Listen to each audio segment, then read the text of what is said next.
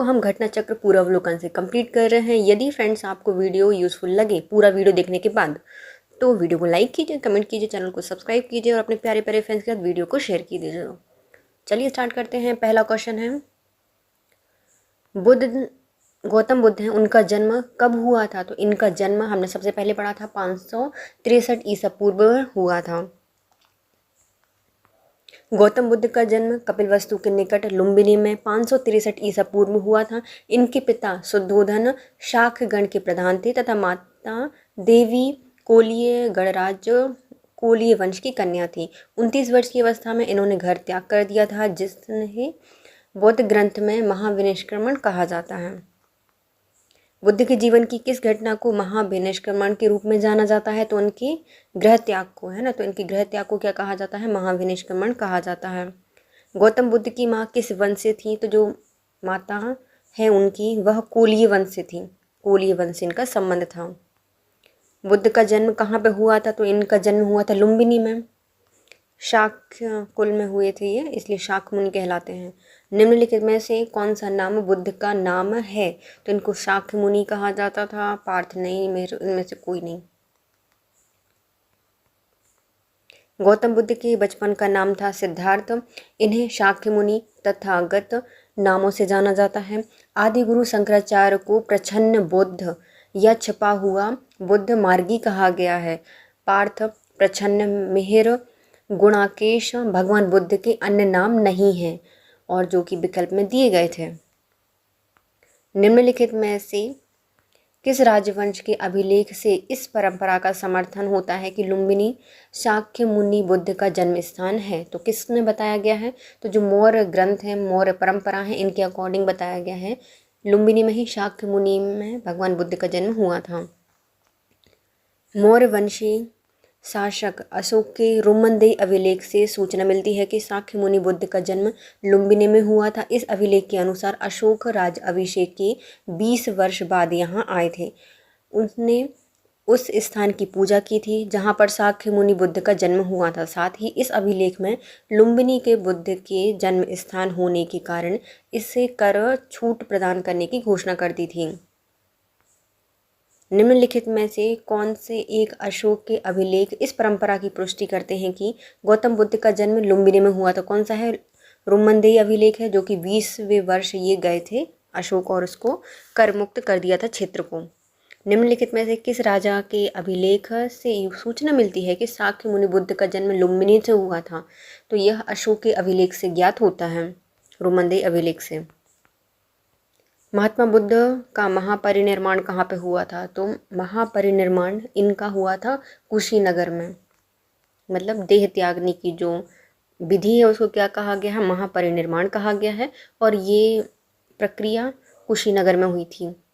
बुद्ध धर्म का प्रचार करते समय महात्मा बुद्ध मल्लों की राजधानी पावा पहुँचे, जहाँ वे चुन नामक लोहार की आम्रवाटिका में ठहरे। इन्होंने बुद्ध को शूकर मद्य खाने को दिया, जिससे उन्होंने रक्ततिसार हो गया। भयानक पीड़ा उत्पन्न हुई। इस वेदना के बाद भी वे कुशीनारा अर्थात मल्ल राज्य की जो राजधानी है वहाँ पहुँचे और 483 ईसा पूर्व में 80 वर्ष की अवस्था में इन्होंने शरीर त्याग कर दिया। बौद्ध धर्म के जो ग्रंथ हैं उनमें इस प्रक्रिया को महापरिनिर्वाण कहा जाता है। गौतम बुद्ध का महापरिनिर्वाण किस राज्य में हुआ है? मतलब महापरिनिर्वाण कहाँ पे हुआ है? तो मल्लों की राज्य में हुआ था ना, राजधानी में हुआ था, कुशीनगर में। महात्मा बुद्ध का परिनिर्वाण किसके गणतंत्र में हुआ है? तो ये मल्लों के उसमें हुआ है, मल्लों के राज्य में। गौतम बुद्ध ने किस स्थान पर निर्वाण प्राप्त किया था? तो कुशीनगर में प्राप्त किया था निर्वाण। बौद्ध धर्म में सांसारिक दुखों से मुक्ति या दुख निरोध को ही निर्वाण माना जाता है। बुद्ध को सांसारिक दुखों से मुक्ति यानी कि निर्वाण ज्ञान प्राप्ति के समय प्राप्त हुआ था, जो कि बौद्ध गया में प्राप्त हुआ था। देखो, इनको महापरिनिर्वाण प्राप्त हुआ है कुशीनारा में, लेकिन इनमें जो ग्रंथ हैं, बौद्ध धर्म में ग्रंथ हैं, इनमें बताया गया है निर्वाण का मतलब होता है, जो निर्वाण है उसका मतलब है दुख से मुक्त हो जाना, दुखों का निरोध हो जाना। तो ये इनको प्राप्त हुआ है ज्ञान प्राप्ति के बाद, और वो हुआ था बौद्ध गया में, इसलिए ये वाला क्वेश्चन हटा दिया गया। महापरिनिर्वाण मंदिर अवस्थित है तो कुशीनारा में ही या कुशीनगर में इनको महापरिनिर्वाण प्राप्त हुआ था, वहीं पे इनका मंदिर स्थित है। महापरिनिर्वाण मंदिर उत्तर प्रदेश के कुशीनगर जिले में स्थित है। मंदिर में स्थापित भगवान बुद्ध की मूर्ति 8076 ईस्वी में उत्खनन से प्राप्त हुई थी। महापरिनिर्वाण मंदिर विश्व के बुद्ध धर्म के सबसे पवित्र मंदिरों में से एक माना जाता है। निम्नलिखित राज्यों में से किसका संबंध बुद्ध के जीवन से है? तो अवंती का नहीं, कौशल का रहा है और मगध का रहा है। अवंती तो आई नहीं थी, ये अवंती मतलब उज्जैन। महाजनपदों में से केवल कौशल और मगध जनपदों का ही संबंध बुद्ध के जीवन से रहा है। गौतम बुद्ध ने अपनी शिक्षा के प्रचार प्रसार हेतु मगध और कौशल दोनों राज्यों में भ्रमण किए थे। गौतम बुद्ध द्वारा अपने धर्म में दीक्षित किया जाने वाला अंतिम व्यक्ति कौन था? तो इसका नाम है सुभद्र। सुभद्र को अंतिम समय में इन्होंने दीक्षित किया था। अपने जीवन के अंतिम वर्ष में गौतम बुद्ध अपने शिष्य चुंद के यहाँ पावा पहुँचे, जहाँ इन्होंने शुकरमाव्य भोज्य सामग्री ग्रहण की, जिससे उन्हें अतिसार रोग से पीड़ा हुई और वे पावा से कुशीनगर पहुँचे। यहीं पर उन्होंने सुभद्र को अंतिम दीक्षा दी थी, अंतिम उपदेश दिया था, दीक्षित किया था। बुद्ध द्वारा रूपांतरित निम्न व्यक्तियों में से कौन अंतिम था? तो वही है सुभद्र, जिनको उपदेश दिया था। बुद्ध ने अपने जीवन की अंतिम वर्षा ऋतु कहाँ पर बिताई थी? तो ये बिताई गई थी वैशाली में। कहाँ पर? अंतिम वर्षा ऋतु वैशाली में बिताई थी। महापरिनिर्वाण सूत्र में, महापरिनिब्बाण सूत्र में उनके जीवन के विभिन्न आयाम काल का निर्धारण किया गया है। इसके अनुसार बुद्ध ने अपने जीवन की अंतिम वर्षा ऋतु वैशाली में बिताई थी। निम्नलिखित में से कौन सा एक बौद्ध मत में निर्वाण की अवधारणा की सर्वश्रेष्ठ व्याख्या करता है? तो निर्वाण की सर्वश्रेष्ठ व्याख्या क्या करता है? तृष्णा रूपी अग्नि का समन। तृष्णा रूपी अग्नि का समन क्या कहलाता है? निर्वाण कहलाता है। बुद्ध ने निर्वाण को मन की उस परम शांति के रूप में वर्णित किया है जो कि तृष्णा, क्रोध, दूसरी विषादकारी मन स्थिति से परे है। यहाँ शांति तभी प्राप्त होती है जब सभी वर्तमान इच्छाओं के कारण समस्त जो इच्छाएं होती हैं वह समाप्त हो जाती हैं। भविष्य में पैदा हो सकने वाली इच्छाओं का जड़ से नाश हो जाता है। निर्वाण में तृष्णा, द्वेष के कारण जड़ से समाप्त हो जाते हैं, जिससे मनुष्य सभी प्रकार के कष्ट, दुखों, संसार में पुनर्जन्म के चक्र से छूट जाता है। अलार कलाम कौन थे? तो ये गुरु थे किनके? भगवान बुद्ध के। भगवान बुद्ध के एक गुरु माने जाते हैं अलार कलाम। महाविनिष्क्रमण मतलब गृह त्याग के बाद ज्ञान की खोज के लिए महात्मा बुद्ध अलार कलाम के आश्रम पहुंचे तथा उनसे दीक्षा ली। अलार कलाम के आश्रम में इन्होंने तपस्या की, किंतु इससे वे संतुष्ट नहीं हुए। अलार कलाम सांख्य दर्शन के आचार्य थे तथा अपनी साधना शक्ति के लिए विख्यात थे। महात्मा बुद्ध ने अपना पहला धर्म चक्र प्रवर्तन किस स्थान पर दिया था? मतलब पहला उपदेश कहाँ दिया था? तो ये सारनाथ में दिया गया है। ज्ञान प्राप्ति के पश्चात गौतम बुद्ध ने अपने मत का प्रचार प्रारंभ किया। उरुवेला से ही वे सबसे पहले ऋषिपत्नम अर्थात वर्तमान सारनाथ वाराणसी के निकट आए, जहाँ पर इन्होंने 5 ब्राह्मण सन्यासियों को पहला उपदेश दिया। इस प्रथम उपदेश को महाचक्र प्रवर्तन कहा जाता है, धर्म चक्र प्रवर्तन कहा जाता है। बुद्ध ने अपना पहला उपदेश कहाँ दिया था? सारनाथ में दिया था, ऋषिपत्नम भी कहा जाता है। सारनाथ में अपना पहला प्रवचन किसने दिया था? तो ये महात्मा बुद्ध के द्वारा दिया गया था। गौतम बुद्ध अपना पहला उपदेश कहाँ दिया था? तो सारनाथ में दिया था पहला उपदेश। ग्रंथों में उल्लिखित धर्मचक्र प्रवर्तन क्या है? तो यह सारनाथ में दिया गया उनका पहला उपदेश है, धर्मचक्र प्रवर्तन।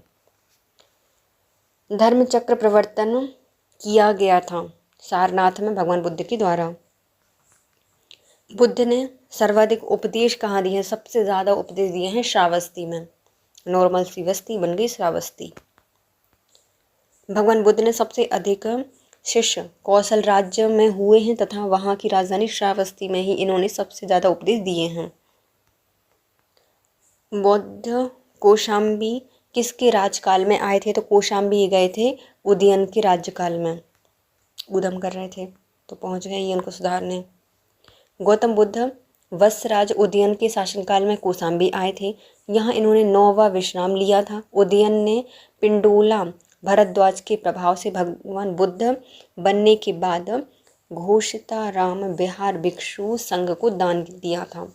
तो किनकी, जो पिंडोला भरद्वाज हैं, इनके प्रभाव में आकर बुद्ध बनने के बाद घोषिताराम विहार भिक्षु संघ को दान दे दिया था।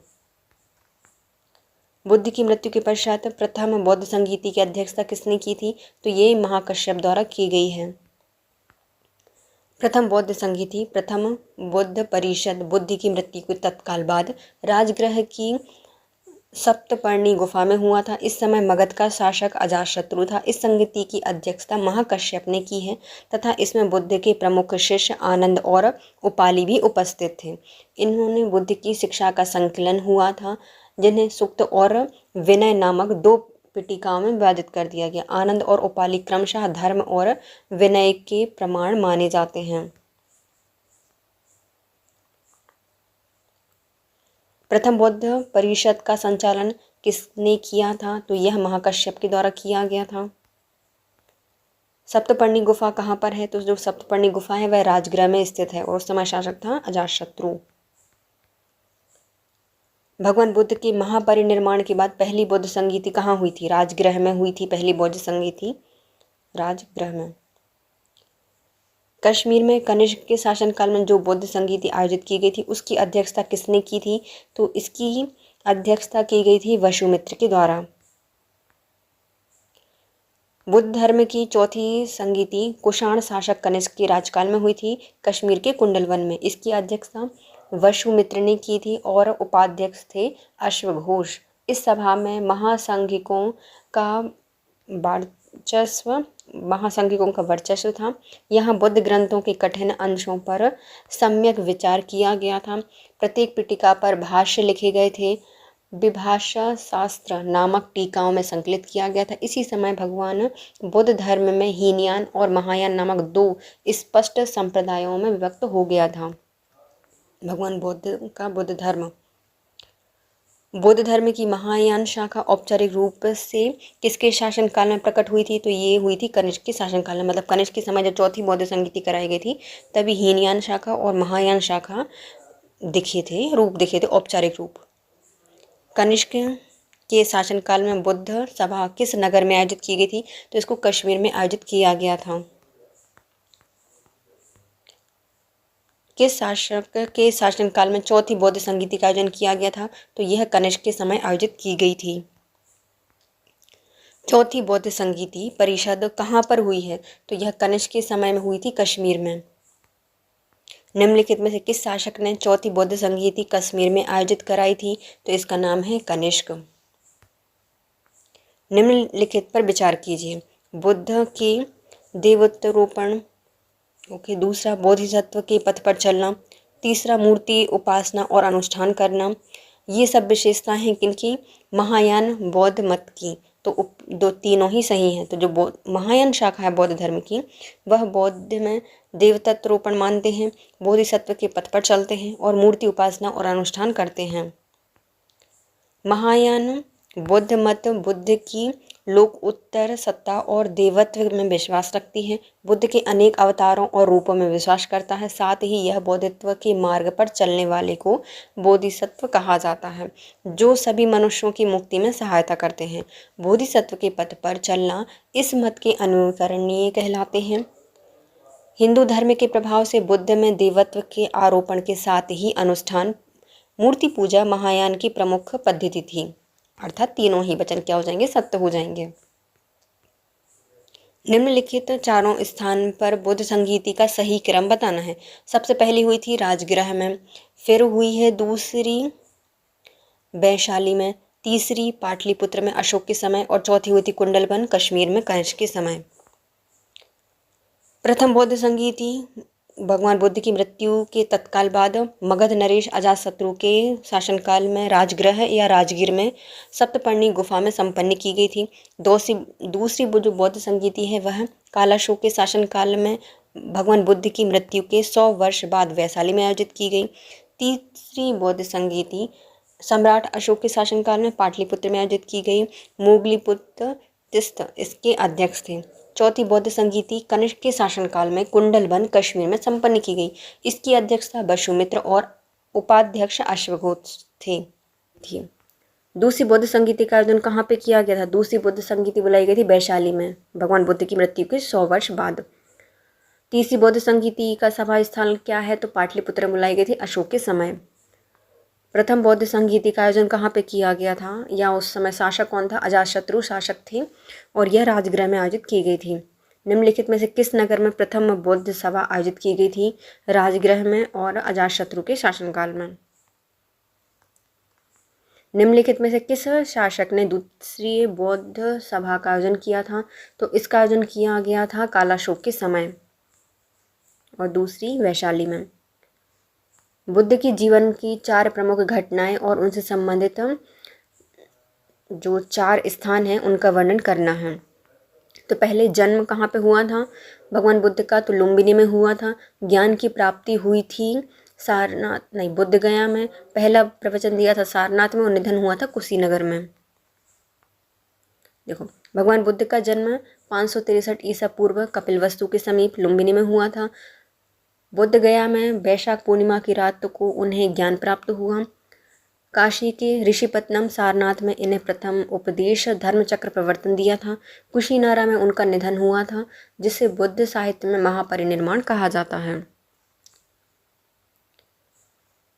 भारतीय काल में बुद्ध की जीवन की किस घटना का चित्रण मृग सहित चक्र द्वारा बताया गया है? तो मृग है, उसके साथ एक चक्र बताया गया है, तो यह पहले उपदेश को बताता है।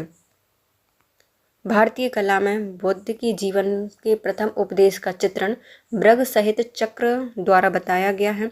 बुद्ध ने अपना प्रथम उपदेश सारनाथ में मृगदाव अर्थात हिरण्यवन में दिया था। सूची 1 को सूची 2 से मिलानी है, चिन्ह को अर्थ बताने हैं। जन्म बताता है कमल को, प्रथम प्रवचन बताता है चक्र को, धर्मचक्र प्रवर्तन, महाबोधि बताता है बोधि वृक्ष को और त्याग बताता है घोड़े को। भगवान बुद्ध का जन्म बताता है कमल को, कमल के फूल पे इनका जन्म हुआ होगा। पहला जब इन्हें प्रवचन दिया तो उसमें धर्म चक्र प्रवर्तन हो गया। महाबोधि कहलाई ये बोधि वृक्ष में ज्ञान प्राप्त होने के बाद, और ग्रह त्याग किया था इन्हें घोड़े पर बैठ के। करमापा लामा तिब्बत के बुद्ध संप्रदाय के किस वर्ग से आते हैं? जो करमापा लामा है इनका संबंध है कुंगयुपा के, इसके कुंगयुपा के हैं। करमापा लामा तिब्बत के बौद्ध संप्रदाय कंगयुपा वर्ग से आते हैं। भगवान बुद्ध के संबंध में निम्नलिखित कथनों पर सही कौन है ये बताना है। तो महात्मा बुद्ध का जन्म कपिलवस्तु में हुआ था, तो पहला सही हो जाएगा। इन्होंने बुद्ध गया में ज्ञान प्राप्त किया था, ये भी सही है। इन्होंने वैदिक धर्म को अस्वीकारा था, सही बात है। इन्होंने आर्य सत्य का प्रचार किया था, तो ये भी सही है। उपयुक्त सभी सही हैं, क्योंकि पहले में कपिलवस्तु में जन्म हुआ था, लुम्बिनी में ज्ञान बोध गया में मिला था, वैदिक धर्म को अस्वीकार किया था इनने, और जो 4 आर्य सत्य हैं उनका प्रचार सभी में किया था। बुद्ध धर्म या बोध गया में जो महाबोधि मंदिर है वह बनाया गया था, क्यों?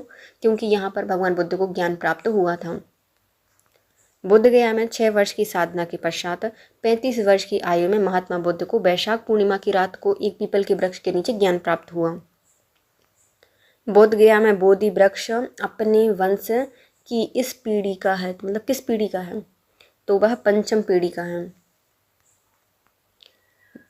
महाबोधि मंदिर स्थित वर्तमान बोधि वृक्ष वही नहीं है जिसके नीचे बैठकर महात्मा बुद्ध ने ज्ञान प्राप्त किया था।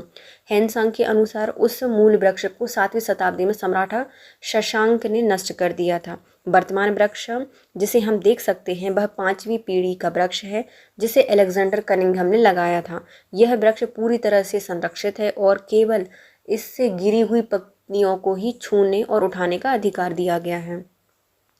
निम्नलिखित में से कौन सा बौद्ध पवित्र स्थल निरंजना नदी के तट पर स्थित है? तो ये हो जाएगा बुद्ध गया। बुद्ध गया कहाँ पर है? निरंजना नदी के तट पर है।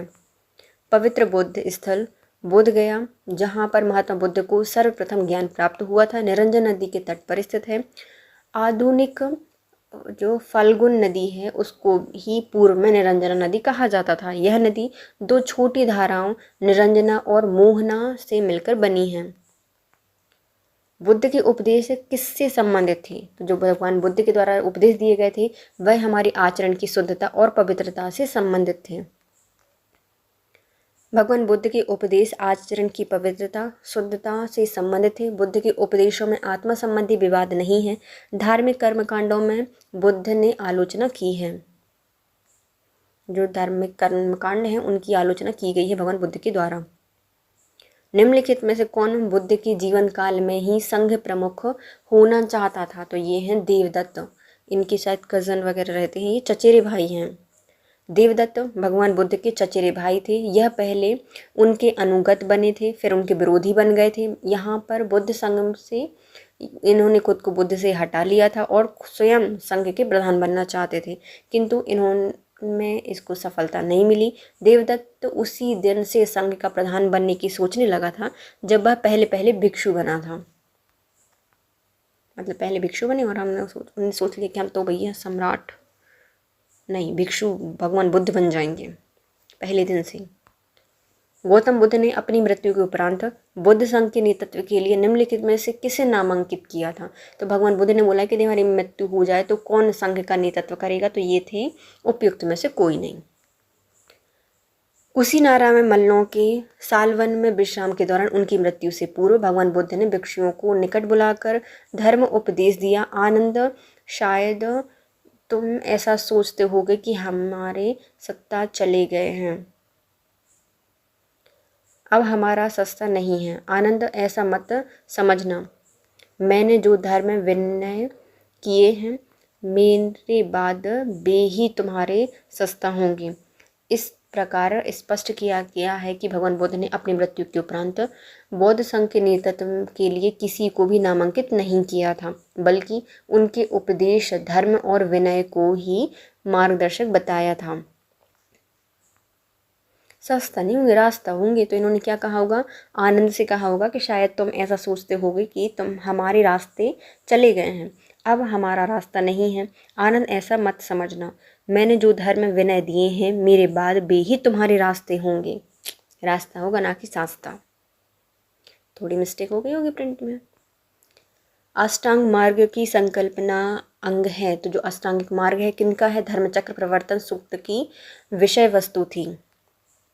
गौतम बुद्ध ने चौथी आर्य सत्य में दुख निरोध का उपाय बताया है, जिसे दुख निरोध गामिनी प्रतिपदा कहा गया है, जिसे मध्यमा प्रतिपदा या मध्यम मार्ग भी कहा जाता है। यह मध्यमा प्रतिपदा में 8 सोपान है, इसलिए इसे अष्टांगिक मार्ग भी कहा जाता है।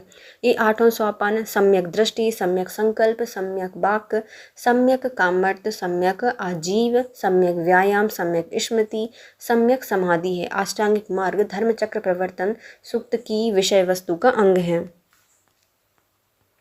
गौतम बुद्ध के बारे में निम्नलिखित में से क्या सत्य है? भगवान बुद्ध कर्म में विश्वास करते थे, कर्म में विश्वास तो करते थे। अब वे शरीर आत्मा का शरीर में परिवर्तन मानते थे? तो नहीं, वे आत्मा में विश्वास ही नहीं करते थे। वह निर्वाण प्राप्ति में विश्वास करते थे? तो हाँ, निर्वाण प्राप्ति में इनका विश्वास था। ईश्वर की सत्ता में विश्वास करते थे? तो ईश्वर की सत्ता मतलब जो सत्ता है उसमें भी विश्वास नहीं किया गया है। महात्मा बुद्ध कर्म सिद्धांत में विश्वास करते थे। वे कर्म में विश्वास करते थे लेकिन आत्मा में विश्वास नहीं करते थे। पुनर्जन्म में भी विश्वास करते थे। वे बुद्ध के अनुसार चरित्र कर्म का पुनर्जन्म होता है। वे निर्माण प्राप्ति में भी विश्वास करते थे किंतु ईश्वर की सत्ता में विश्वास नहीं करते थे। बुद्ध संघ में भिक्षुओं के रूप में स्त्रियों के प्रवेश की अनुमति बुद्ध द्वारा दी गई थी। कहाँ पर दी गई थी? तो वैशाली में दी गई थी। अपने प्रिय शिष्य आनंद के कहने पर भगवान बुद्ध ने वैशाली में स्त्रियों को बौद्ध संघ में भिक्षुओं के रूप में प्रवेश की अनुमति प्रदान की थी। बुद्ध संघ में सर्वप्रथम सम्मिलित होने वाली स्त्री थी महाप्रजापति गौतमी, जो उनकी मौसी थी। त्रिपिटक क्या है? तो त्रिपिटक बुद्ध के उपदेशों का संग्रहण है। त्रिपिटक बौद्ध ग्रंथ में सर्वाधिक महत्वपूर्ण है। बुद्ध की मृत्यु के बाद इनकी शिक्षाओं को संकलित करके 3 भागों में बांटा गया है। इन्हीं को त्रिपिटक कहा जाता है। इसमें आते हैं विनय पिटक, संघ संबंधी नियम आचरण की शिक्षाएं इसमें दी गई हैं। फिर आते हैं सुत्त पिटक जिसमें धर्म सिद्धांत दिए गए हैं। फिर आता है अभिधम्म पिटक, इसमें उनके दार्शनिक सिद्धांत दिए गए हैं। यदि इनकी ट्रिक चाहिए तो आपको प्रीवियस वीडियो देखना पड़ेगा। नेक्स्ट है त्रिपिटक ग्रंथ किस धर्म से आते हैं, तो बौद्ध धर्म से आते हैं। त्रिपिटक पीट पीट के इन्होंने बुद्धि समझाई थी। त्रिपिटक किसकी धार्मिक पुस्तकें हैं, तो बौद्ध धर्म की त्रिपिटक ग्रंथ हैं। त्रिपिटक निम्नलिखित में संबंधित है बौद्धों से। निम्नलिखित में से किस बौद्ध ग्रंथ में संघ जीवन के नियम बताए गए हैं, तो नियम बनाए गए थे बहुत विनम्र से, तो विनय पिटक में ये दिए गए हैं। यमक बुद्ध पिटक से संबंधित है। जो यमक है इसका संबंध किससे है, तो अभिधम्म पिटक से है। तो आपको जब पीटा जाएगा तो आप क्या करोगे, चमकोगे, तो यमक। अभिधम्म पिटक में दार्शनिक सिद्धांतों का संग्रहण मिलता है। यह प्रश्नों उत्तर के रूप में भी है। अभिधम्म पिटक के अंतर्गत 7 ग्रंथ सम्मिलित हैं जिसमें धम्म, संगति, संगणी, विभंग, धातु कथा, युगल पंचती, कथा वस्तु, यमक और पट्टन। तो जो अभिधम्म पिटक है इसमें 7 ग्रंथ दिए गए हैं। पहले आते हैं धम्म, संगणी, विभंग, धातु कथा, युगल पंचती, कथा वस्तु, यमक और पट्टन। निम्नलिखित में से किस बौद्ध साहित्य में बौद्ध धर्म महात्मा बुद्ध के नैतिक एवं सिद्धांत संबंधित प्रवचन संकलित किए गए हैं, तो जो नैतिक और उनके सिद्धांत दिए गए थे इनको दिया गया था सुत्त पिटक में। सुत्त पिटक में महात्मा बुद्ध के नैतिक एवं सिद्धांत संबंधित प्रवचन संकलित किए गए हैं, अर्थात भगवान बुद्ध धर्म के सिद्धांत एवं उपदेश संग्रहण है। बल्कि विनय पिटक में संघ से संबंधित नियम और दैनिक जीवन संबंधी आचरण, विचार, विधि विधान और विधि निर्देशों का ही संग्रहण किया गया है। जातकों में बुद्ध के पूर्व जन्म की कहानियां संग्रहित हैं। बौद्ध धर्म में त्रिरत्न का अर्थ क्या होता है, बुद्ध धम्म संघ। बुद्ध धम्म संघ, बुद्ध धम्म संघ बौद्ध धर्म के त्रिरत्न हैं। बुद्ध की मृत्यु के पश्चात उनकी शिक्षाओं को संकलित करके 3 भागों में बांटा गया था। इन्हीं को त्रिपिटक कहा जाता है। इसमें आते हैं विनय पिटक, सुत्त पिटक और अभिधम्म पिटक। प्राचीन भारत के बुद्ध मठों में पवरण नामक समारोह आयोजित किया जाता है। तो इसका आयोजन क्यों किया जाता है पवरण का, तो यह वर्षा ऋतु के दौरान मठों में प्रवास के समय भिक्षुओं द्वारा किए गए अपराधों की स्वीकृति का अवसर होता है। पावरण में क्या होता है, जो वर्षा ऋतु होती है इनके दौरान मठों में प्रवास के समय भिक्षुओं के द्वारा जो किए गए अपराध होते हैं उनको स्वीकृति का अवसर होता है। 4 महीने बुद्ध भिक्षु बौद्ध महाविहारों में निवास करते हैं। इस समय धर्म प्रचार का कार्य स्थगित रहता है। वर्षा ऋतु की समाप्ति पर जब पुनः धर्म प्रचार कार्य प्रारंभ होता है तो बौद्ध भिक्षु पवरण नामक समारोह आयोजित करते हैं जिसमें पिछले किए गए कार्यों पर विचार करते हुए आगे की कार्य योजना बनाई जाती है। इसके अतिरिक्त भिक्षु इस समारोह में अपने द्वारा किए गए अपराधों को भी स्वीकार करते हैं। निम्नलिखित में से अशोक राम विहार किस स्थान पर है, तो अशोक राम विहार ये था पाटलिपुत्र में। प्रसिद्ध बौद्ध ग्रंथ महावंश के अनुसार मौर्य सम्राट अशोक ने पाटलिपुत्र में अशोकाराम विहार को निर्मित कराया था। यह विहार का निर्माण इंद्रगुप्त नामक थेर भिक्षु के निरीक्षण में किया गया था। तीसरी बौद्ध संगीति भी इसी समय हुई थी। तो जो अशोक राम विहार है कहाँ पे है, पाटलिपुत्र में है।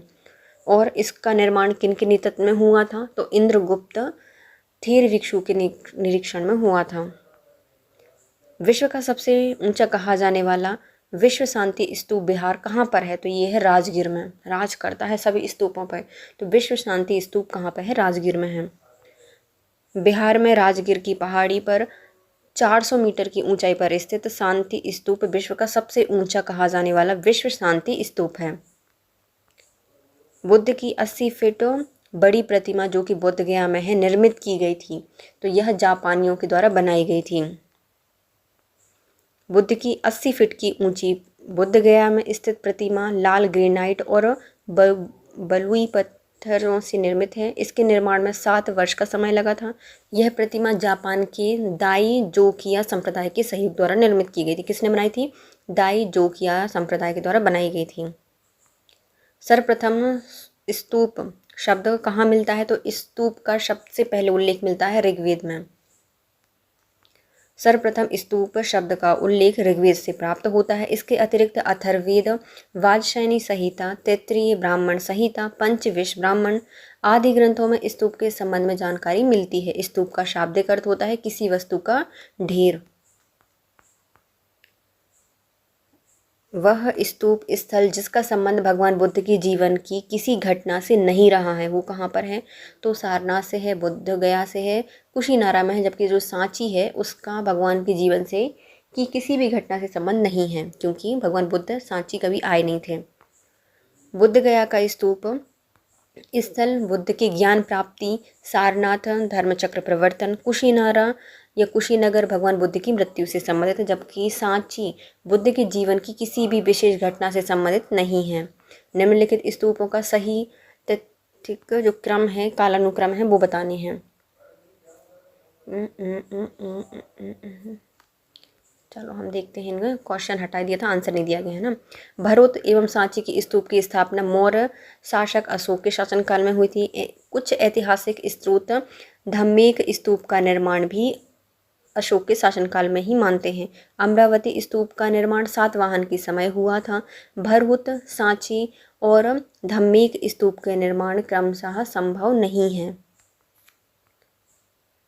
अनात्मवाद सिद्धांत किसने दिया था? तो बौद्ध धर्म क्या था? अनात्मवाद था, आत्मविश्वास नहीं करते थे। बौद्ध दर्शन में अनात्मवाद सिद्धांत गौतम बुद्ध के प्रतीत सम्योत्पाद के सिद्धांत से ही सिद्ध होता है। इसे नैरात्मवाद भी कहा जाता है। कुछ विचारकों के मतानुसार अनात्मवाद का सिद्धांत केवल आत्मा पर लागू होता है, वस्तुतः जिससे आत्मा और भौतिक जगत दोनों ही व्याख्या होती है। जब गौतम बुद्ध सर्व अनात्मक कहा गया है, तो गौतम बुद्ध को क्या कहा गया है? सर्व अनात्मक कहा गया है, जिसका अर्थ होता है किसी नित्य चेतन जड़ तत्व का अस्तित्व नहीं, ना तो आत्मा नामक नित्य दिव्य का अस्तित्व है और ना ही भौतिक पदार्थ नामक जड़ का द्रव्यता, एकता, तदात्म और नित्यता आदि कल्पना मात्र हैं। द्रव्यता, एकता, तदात्म और नित्यता आदि क्या है? कल्पना मात्र हैं। संसार अस्थिर और क्षणिक है। यह निम्नलिखित में किससे संबंधित है? तो गौतम बुद्ध के द्वारा कहा गया है। ये बुद्ध दर्शन में क्षणिकवाद को स्वीकार किया गया है। बुद्ध ने स्वयं अनित्यवाद के सिद्धांत का प्रतिपादन किया है। क्षणिकवाद अनित्यवाद का तार्किक विकास है, जो कि बुद्धोत्तर दर्शन में अस्तित्व में आया था। क्षणिकवाद के अनुसार विश्व की प्रत्येक वस्तु का अस्तित्व क्षण मात्र के लिए ही रहता है। जिस प्रकार नदी की एक बूंद एक क्षण के लिए सामने आती है और दूसरे क्षण में वह विलीन हो जाती है, उसी प्रकार जगत की समस्त वस्तुएं क्षण मात्र के लिए ही अपना अस्तित्व कायम करती हैं।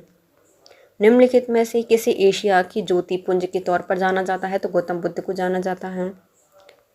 गौतम बुद्ध को एशिया की ज्योतिपुंज के तौर पर जाना जाता है। गौतम बुद्ध के जीवन पर एडविन अर्नोल्ड ने द लाइट ऑफ एशिया नामक काव्य पुस्तक लिखी है। निम्नलिखित में से किसे एशिया की ज्योतिपुंज कहा जाता है? तो गौतम बुद्ध को कहा जाता है। क्षणिकवाद का प्रतिपादन किसने किया था? क्षणिकवाद भगवान बुद्ध के द्वारा दिया गया है। क्षणिकवाद का सिद्धांत बुद्ध दर्शन से संबंधित है। क्षणिकवाद अनित्यतावाद का तार्किक विकास है, जो कि बुद्धोत्तर दर्शन में अस्तित्व में आया था। बुद्ध के अनुसार संसार में कुछ भी स्थायी नित्य नहीं है, यहाँ तक कि आत्मा भी नित्य सत्ता नहीं होती। उल्लेखनीय है कि गौतम बुद्ध ने स्वयं अस्तित्व और क्षणिक तत्व में भेद किया है। इन्होंने आत्मा को क्षणिक और भौतिक वस्तुओं को अनित्य बताया है। भारत के सांस्कृतिक इतिहास के संदर्भ में परिमिता शब्द का सही विवरण निम्नलिखित में से कौन सा है? तो किसका, परिमिता का किससे संबंधित है? परिपूर्णताएं जिनकी प्राप्ति से बोध तत्व पथ प्रशस्त हुआ है, इसे परिमिता शब्द बताया गया है। परिपूर्णताएं जिनकी प्राप्ति से बोध तत्व पथ प्रशस्त हुआ है। बुद्ध धर्म में बोधिसत्व को बोधित्व प्राप्त करने के लिए परिमिता नामक विशिष्ट साधना की आवश्यकता होती है। परिमिता ही एकमात्र ऐसा साधन है जिसके द्वारा बुद्ध की मान पदवी या बुद्धत्व की प्राप्ति की जा सकती है। बोधिचर्यावतार में आचार्य शांतिदेव कहते हैं कि जो साधक बुद्धत्व की प्राप्ति के लिए यत्नवान है, अर्थात जो बोधित्व है, उससे षष्ठ पारमिताओं अर्थात दान परिमिता, शील परिमिता, शांति परिमिता, वैर परिमिता, वैर्य परिमिता, ध्यान परिमिता और प्रज्ञा परिमिता को ग्रहण करना चाहिए। इन षष्ठ परिमिताओं में प्रज्ञा परिमिता का प्राधान्य है। किसने कहा है ये? शांति देव के द्वारा कहा गया है। किसने? बोधिचर्य अवतार में। कितने बताए हैं? 60 परमिताएं बताई हैं। दान परमिता, शील परमिता, शांति परमिता, वीर्य परमिता, ध्यान परमिता और प्रज्ञा परमिता। सबसे बड़ी कौन है? प्रज्ञा परमिता है। सर एडविन अर्नोल्ड की पुस्तक द लाइट ऑफ एशिया आधारित थी भगवान बुद्ध पर और ललित विस्तार पर आधारित है।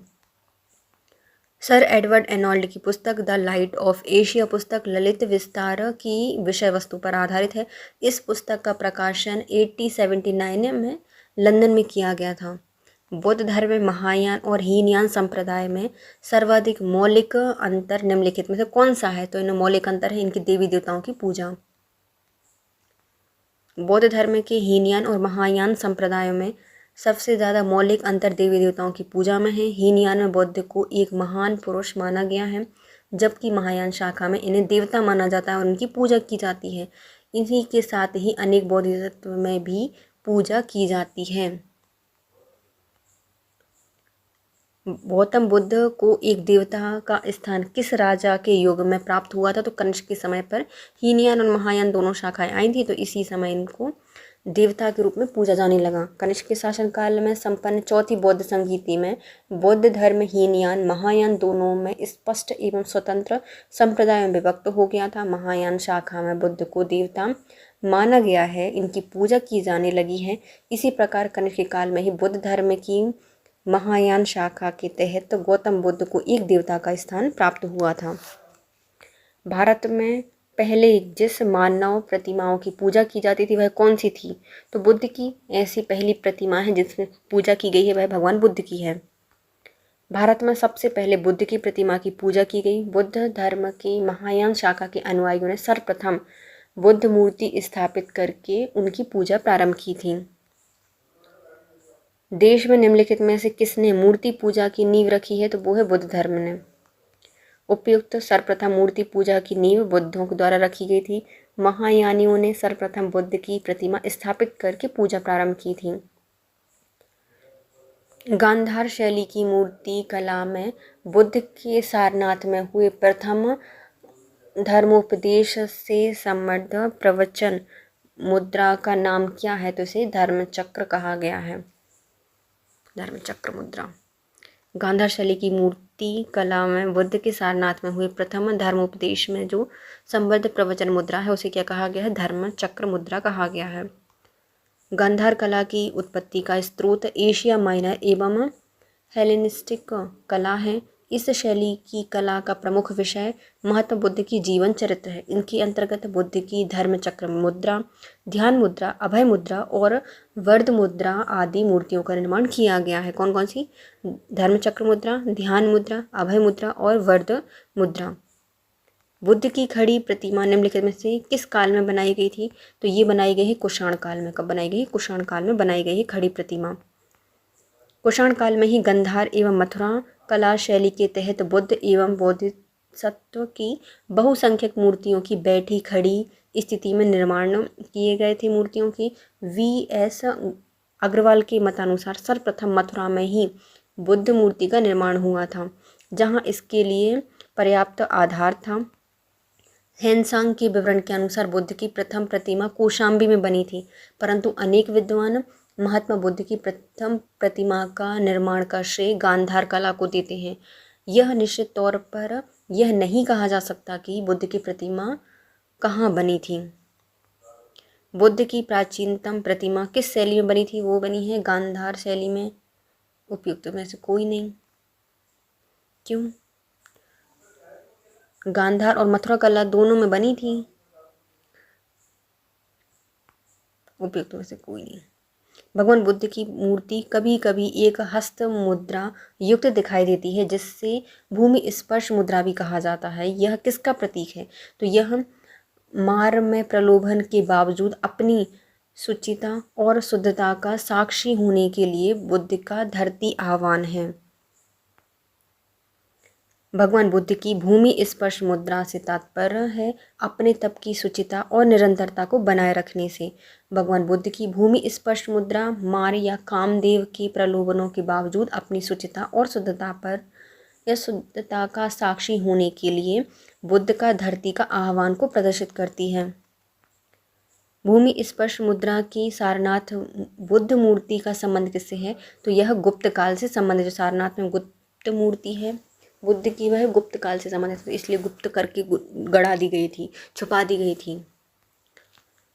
भूमि स्पर्श मुद्रा की सारनाथ की बुद्ध मूर्ति गुप्त काल से संबंधित है। इसकी आध्यात्मिक अभिव्यक्ति गंभीर मुस्कान एवं शांत ध्यान मग्न मुद्रा भारतीय कला की सर्वोच्च सफलता का प्रदर्शन करती है। सारनाथ की मूर्ति जो भूमि स्पर्श मुद्रा है, इनकी जो प्रतिमा है वह कहाँ पर है? तो वह गुप्त काल की है और सारनाथ में स्थित है भूमि स्पर्श मुद्रा। भारत के सांसारिक इतिहास के संदर्भ में निम्नलिखित युग्मों पर विचार कीजिए। कुछ ऑप्शन दिए गए हैं और इसमें से हमें सही युग्म बताना है। परिव्रजक क्या थे? परित्यागी और भ्रमणकारी थे। पहला क्या हो जाएगा? सही हो जाएगा। उपासक क्या थे? बुद्ध धर्म का साधारण अनुयायी होते थे, और जो श्रवण है मतलब ये घूमते रहते थे, भ्रमण करते थे, तो ये भिक्षु और साधु हो जाएंगे। तो परिव्रजक त्यागी और परित्यागी और भ्रमणकारी थे। उपासक बुद्ध धर्म के साधारण अनुयायी थे, और जबकि जो श्रवण है वह भिक्षु और साधु हुआ करते थे। निम्नलिखित में से कौन से शासक ने बौद्ध मत के विस्तार में योगदान नहीं दिया है? तो जो बौद्ध मत का विस्तार है इसमें योगदान दिया है हर्षवर्धन ने, अशोक ने, कनिष्क ने, लेकिन पुष्यमित्र सुंग के द्वारा नहीं दिया गया। ये हिंदू शासक थे। कनिष्क, अशोक और हर्षवर्धन ने बौद्ध धर्म के विकास में योगदान दिया है, जबकि सुंग वंश के संस्थापक पुष्यमित्र सुंग ने मुगल साम्राज्य पर अधिकार जमा कर वहाँ एक ओर यवनों के आक्रमण से देश की रक्षा की थी, वहीं दूसरी ओर देश में शांति और व्यवस्था की स्थापना की थी। वैदिक धर्म और आदर्शों की जो अशोक के शासनकाल में उपेक्षित हो गए थे पुनः स्थापना की थी। इसी प्रकार से इस काल में वैदिक प्रतिक्रिया तथा वैदिक पुनर्जागरण का भी काल कहा जाता है पुष्यमित्र सुंग को।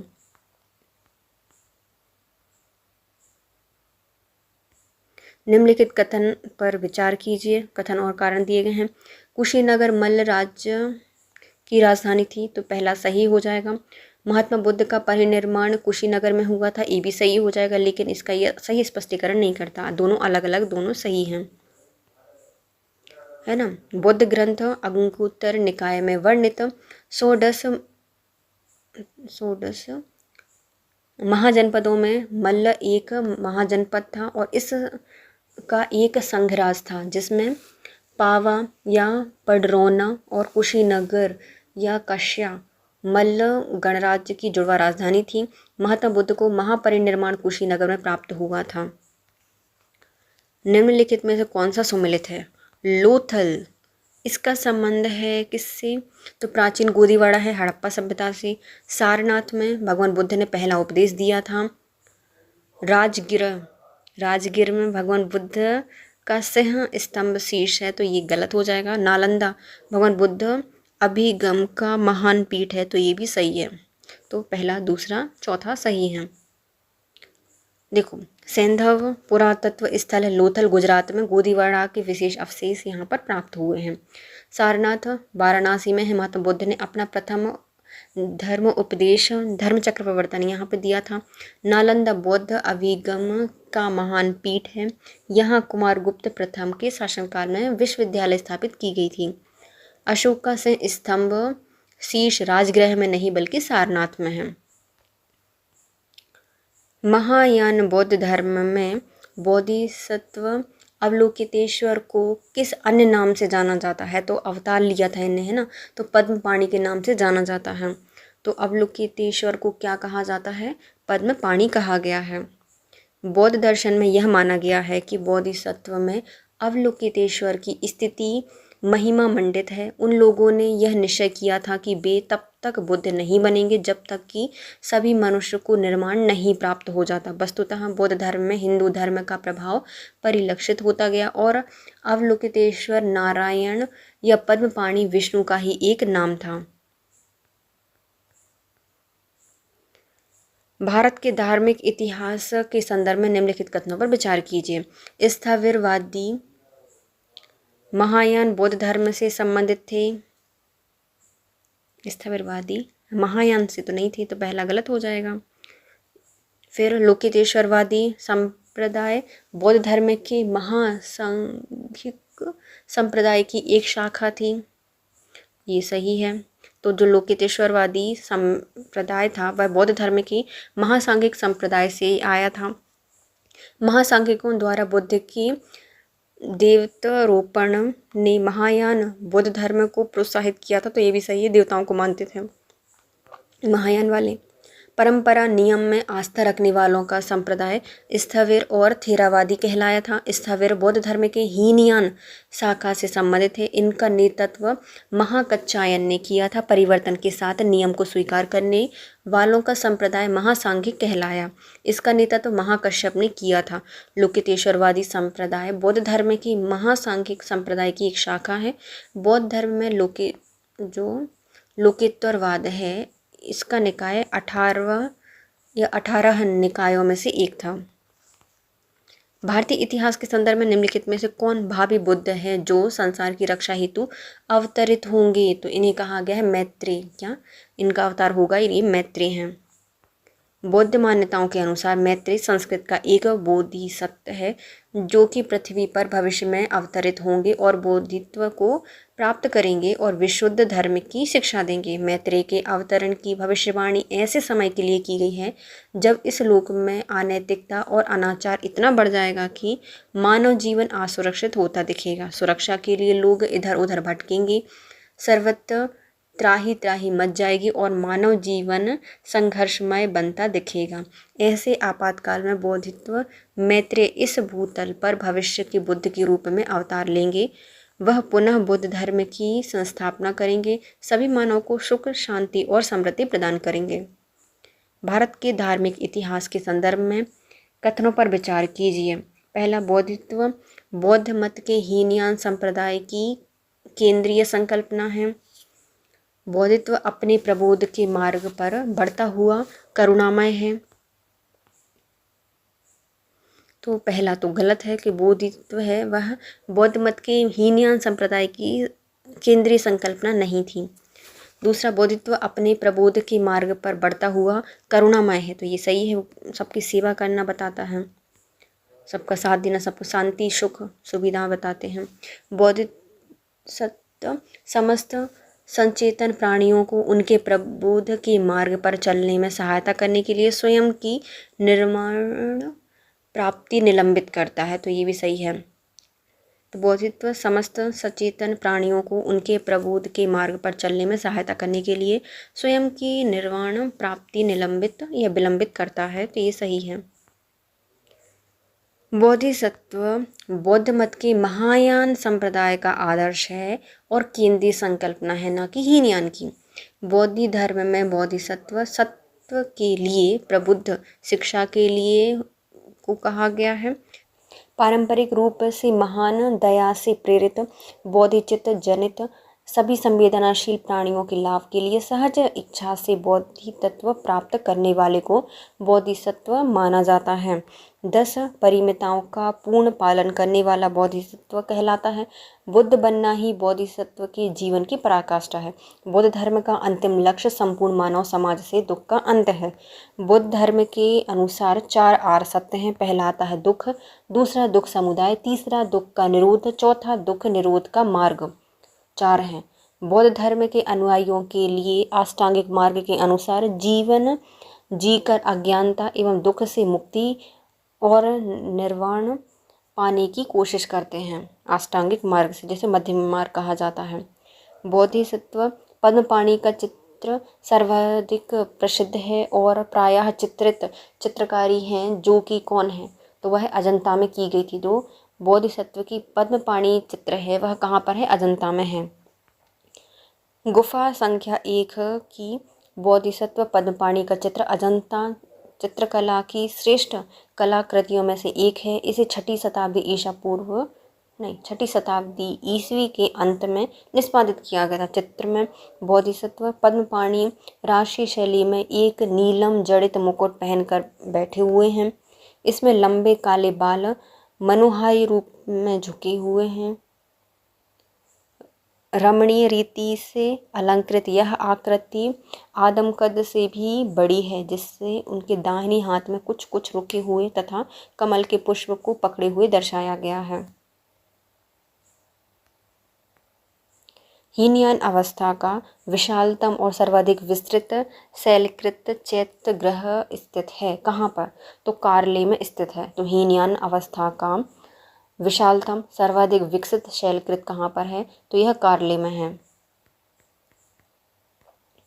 हीनयान अवस्था का विशालतम एवं सर्वाधिक विस्तृत शैलकृत चैत्यगृह कार्ले में स्थित है। यह पुणे महाराष्ट्र के मावल तालुका में स्थित है। निम्नलिखित में से किस शैलकृत गुफा में 11 सिरों के बोधित्व का अंकन किया गया है, तो ये मिलेंगे हमें कन्हेरी में। 11 सिरों के बोधित्व का अंकन किया गया है कन्हेरी में। सलसेती द्वीप में स्थित कन्हेरी गुफा महाराष्ट्र में मुंबई शहर का एक प्रमुख पर्यटन स्थल है। यह गुफा संजय गांधी राष्ट्रीय उद्यान परिषद में स्थित है। प्राचीन अभिलेखों में कान्हाशैल कृष्णगिरी कान्हगिरी के नाम से उल्लेखनीय कन्हेरी बौद्धों का प्रमुख केंद्र था। कन्हेरी में ही एक पहाड़ी पर सर्वाधिक संख्या में गुफाओं का निर्माण किया गया है। कन्हेरी की गुफाओं का निर्माण 1ली शताब्दी ईसा पूर्व में हुआ था और ये 11वीं शताब्दी ईस्वी तक इस्तेमाल में रही हैं। गुफा संख्या 41 पहले इससे 23 नंबर से नामांकित किया गया था। इसमें अवलोकितेश्वर की एक रोचक मूर्ति है, जिसकी 4 भुजाएं हैं, 11 मुख हैं। यह अपनी किस्म की भारत की सबसे एकमात्र प्रतिमा है। इस रूप की उपासना चीन, चीनी, तुर्किस्तान, कंबोडिया, जापान में 7वीं से 8वीं शताब्दी में लोकप्रिय हुई थी। प्रथम शताब्दी ईसा में भारतीय बौद्ध भिक्षु को चीन भेजा गया था। किसने भेजा था? नागार्जुन के द्वारा पहला भेजा गया था 1ली शताब्दी ईस्वी में। नागार्जुन कनिष्क के दरबार के एक महान विभूति थे। इन्होंने अपनी पुस्तक माध्यमिका कारिका में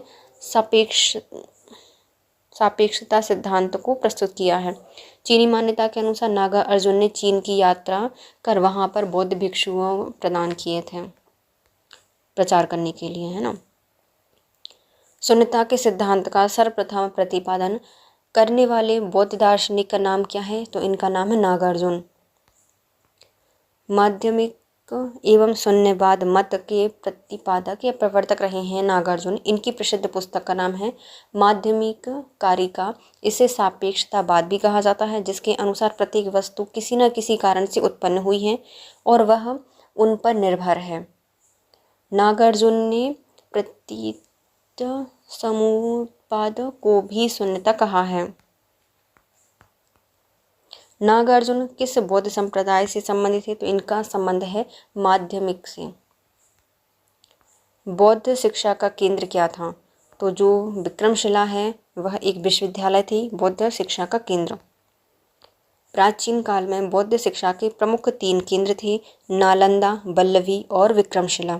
नालंदा बिहार आधुनिक पटना के दक्षिण में लगभग 40 मील की दूरी पर आधुनिक बड़ना गांव में स्थित है। यह महायान बौद्ध धर्म की शिक्षा का प्रमुख केंद्र था। क्या नालंदा, आनंद आ जाता होगा, महायान बौद्ध धर्म की शिक्षा प्राप्त करके। वल्लभी गुजरात के काठियावाड़ क्षेत्र में आधुनिक वल नामक स्थान पर स्थित पश्चिम भारत में शिक्षा एवं संस्कृति का प्रमुख केंद्र है। यह हीनयान बौद्ध धर्म की शिक्षा प्रदान करता है। वल्लभी में हीनयान बौद्ध शिक्षा दी जाती है। विक्रमशिला के आधुनिक भागलपुर से 24 मील पूर्व की ओर पत्थर घाट नामक पहाड़ी पर स्थित विक्रमशिला के महाविहार की स्थापना पाल नरेश धर्मपाल ने 770 से 810 ईस्वी में की थी।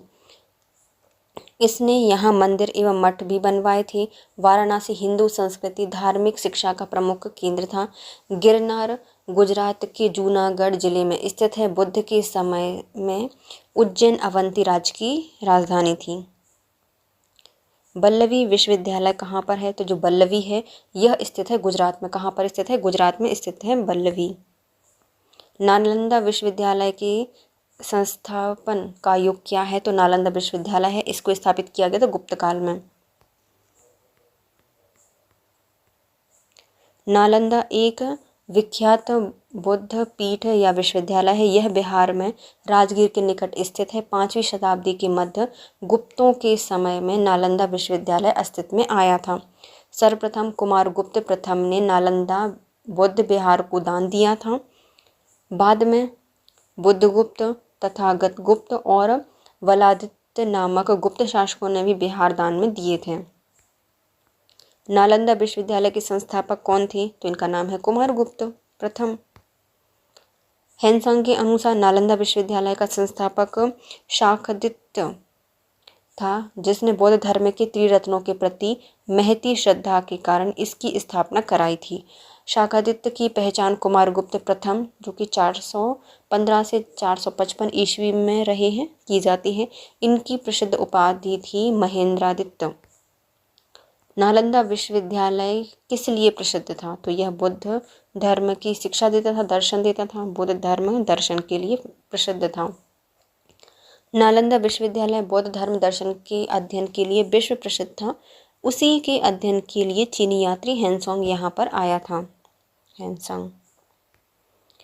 नीचे दिए गए 2 वक्तव्य हैं, कथन और कारण बताने हैं। कथन में कहा गया है कि 12वीं शताब्दी के अंत तक नालंदा महाविहार का पतन हो गया था, तो ये सही है।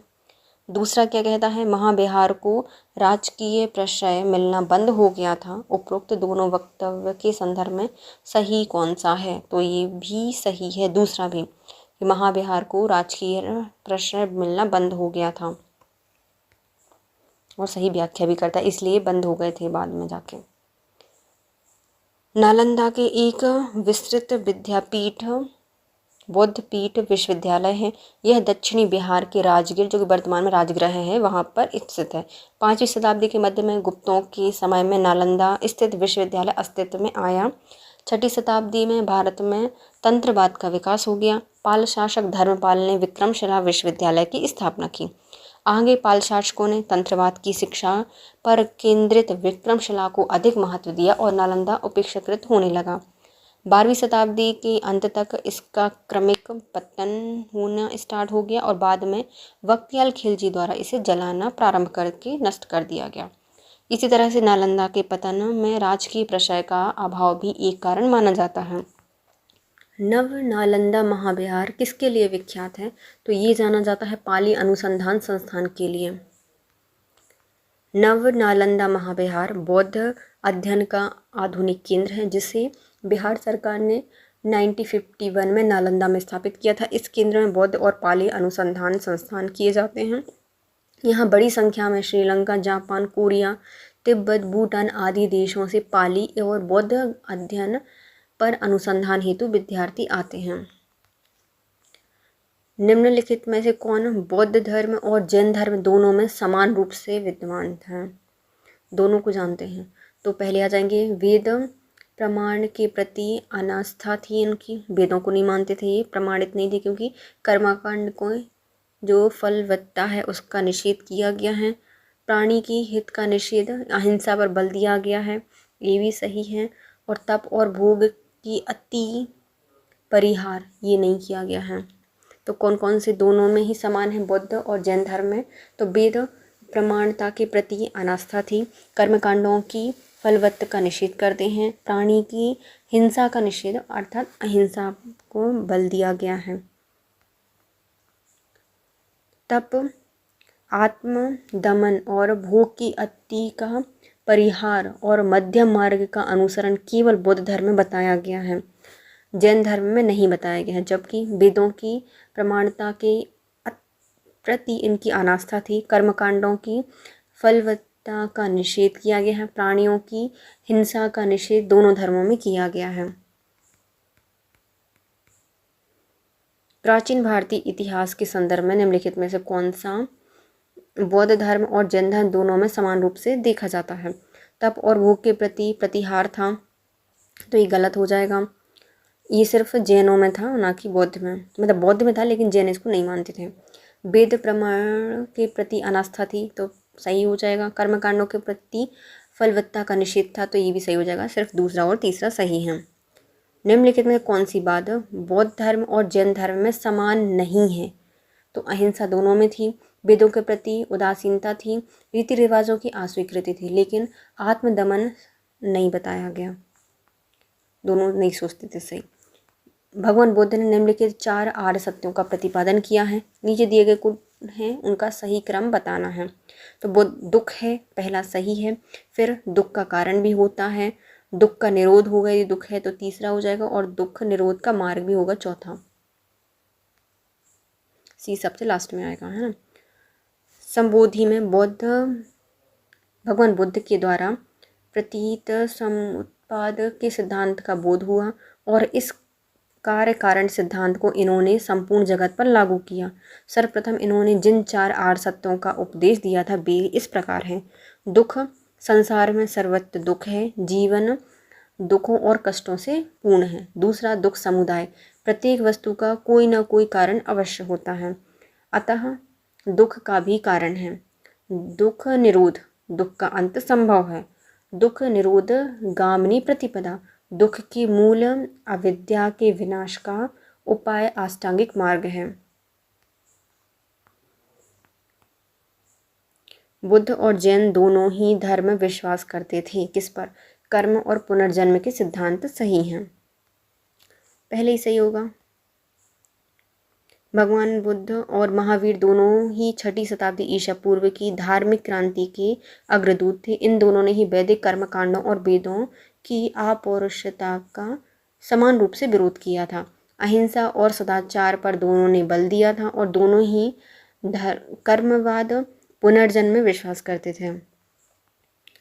बुद्ध दर्शन के अनुसार विचार कीजिए। पहला कथन, पुनर्जन्म नहीं होता, तो पहला गलत हो जाएगा, पुनर्जन्म में दोनों ने माना है। आत्मा की सत्ता नहीं थी, तो ये सही है, आत्मा की सत्ता को नहीं मानते थे बुद्ध दर्शन में, तो दूसरा सही है लेकिन पहला गलत है। प्रतीत समुत्पाद ही बुद्ध के उपदेशों का सार है। ब्रह्म ग्रंथों द्वारा प्रतिपादित वेदों की अपौरुषता एवं आत्मा की अमरता के सिद्धांत को इन्होंने स्वीकार नहीं किया है, परंतु आत्मा के अस्तित्व को अस्वीकार करने के बावजूद वे पुनर्जन्म और कर्म के सिद्धांत को मानते हैं। इनके अनुसार जीवन विभिन्न अवस्थाओं की संतति होती है जो दूसरों पर निर्भर करती है। किसी अवस्था की उत्पत्ति उसकी पूर्ववर्ती अवस्था से होती है। बौद्ध धर्म के विषय में कौन सा कथन सही है बताना है। पहला, इन्होंने वर्ण जाति को अस्वीकार नहीं किया है, तो ये सही है कि वर्ण और जाति को अस्वीकार करते थे, ये नहीं किया है, सही है, इन्होंने अस्वीकार नहीं किया।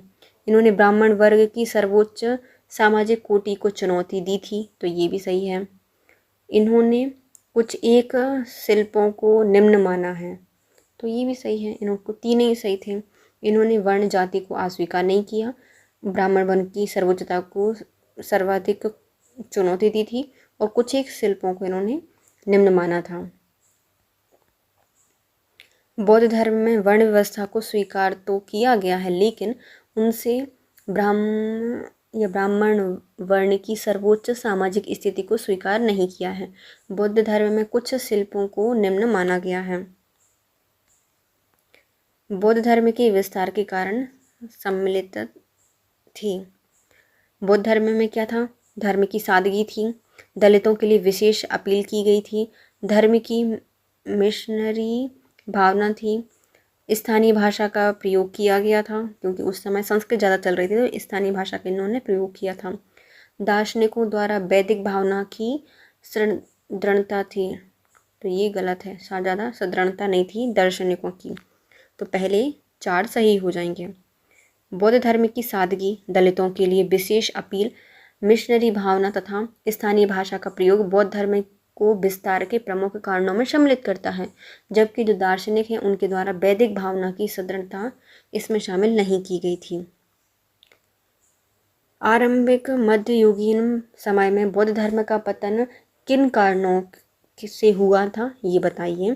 तो पहला, उस समय तक बुद्ध विष्णु के अवतार समझे जाने लगे थे और वैष्णव धर्म का हिस्सा बन गए थे, तो ये सही है, इसलिए इनका पतन भी हो गया था, तो पहला सही है। अंतिम गुप्त शासकों के समय तक आक्रमण करने वाले मध्य एशिया की जातियों ने हिंदू धर्म को अपनाया और बुद्ध को सताया था, नहीं, ये दोनों ही को सता रहे थे, तो दूसरा गलत हो जाएगा। गुप्त वंश के राजाओं ने बुद्ध धर्म को पुरजोर विरोध किया था, तो ये भी गलत है, उन्होंने पुरजोर विरोध नहीं किया था, तो बस पहला सही है और दोनों गलत हो जाएंगे। आरंभिक मध्ययुगीन समय में भारत में बौद्ध धर्म का पतन इसलिए शुरू हुआ क्योंकि बुद्ध विष्णु के अवतार समझे जाने लगे, वैष्णव धर्म का हिस्सा बन गए थे। भारत के धार्मिक इतिहास के संदर्भ में निम्नलिखित कथनों पर विचार कीजिए। सौतात्रिक एवं समितीय जैन मत के संप्रदाय हैं, तो पहला गलत है। इन्होंने क्या बोला है कि जो सौतांत्रिक और समितीय है वह जैन मत के नहीं बल्कि बौद्ध धर्म के मत थे, संप्रदाय थे। फिर सर्व अस्तित्ववादियों की मान्यता थी कि द्रव्य विषय या फिनोमिना के अवयव पूर्णतः क्षणिक नहीं है अपितु आप रूप से सदैव विद्यमान रहते हैं, तो ये सही हो जाएगा कि जो सर्व अस्तित्ववादी हैं इनकी मान्यता थी कि दिग्विषय मतलब जो फिनोमिना है इसके जो अवयव है पूर्णतः क्षणिक नहीं होते बल्कि वह अव्यक्त रूप में सदैव विद्यमान रहते हैं।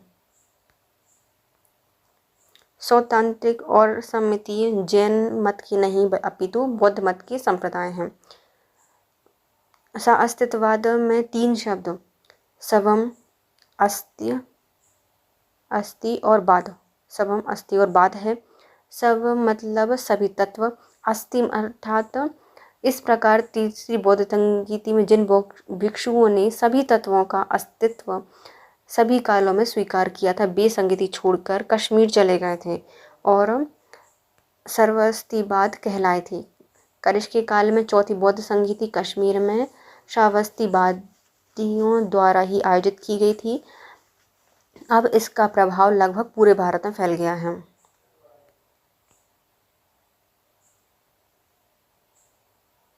निम्नलिखित कथनों पर विचार करें और चैत्य और बिहार में क्या अंतर थे बताइए।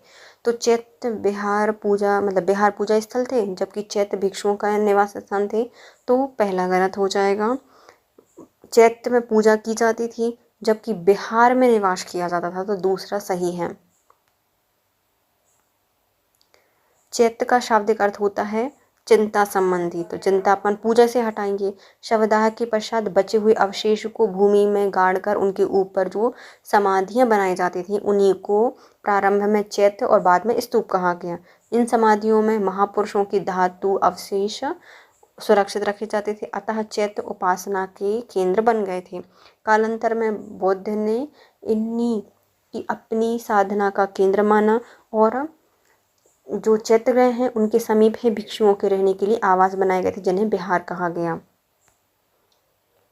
कुछ शैलकृत बुद्ध गुफाओं को चैत्य कहते थे, जबकि अन्य को बिहार। दोनों में क्या अंतर था? बिहार पूजा स्थल थे? नहीं थे। पहले ही गलत होएगा, चैत्य थे पूजा स्थल। चैत्य पूजा स्थल होते थे, जबकि बिहार बुद्ध भिक्षुओं का निवास स्थान। सुल्तानी युग में बुद्धों की कौन सी शाखा सबसे प्रभावशाली हुई थी? तो जो सुल्तान युग था उसमें हुई थी वज्रयान शाखा। वज्रयान। मध्य काल में बुद्धों की वज्रयान शाखा सबसे अधिक प्रभावशाली हुई थी। वज्रयान का सबसे अधिक विश्वास 8वीं शताब्दी में हुआ था। इनके सिद्धांत मंजूश्री, मूलकल्प और गृहा समाज नामक ग्रंथों में मिलते हैं। इसके साथ हमारे जो बौद्ध धर्म से संबंधित जितने भी प्रश्न उत्तर थे वह कंप्लीट होते हैं। यदि आपको वीडियो यूज़फुल लगा है तो वीडियो को लाइक कीजिए, कमेंट कीजिए और चैनल को सब्सक्राइब कीजिए और अपने प्यारे प्यारे फ्रेंड्स के साथ वीडियो को शेयर कीजिए। Bye guys, have a nice day.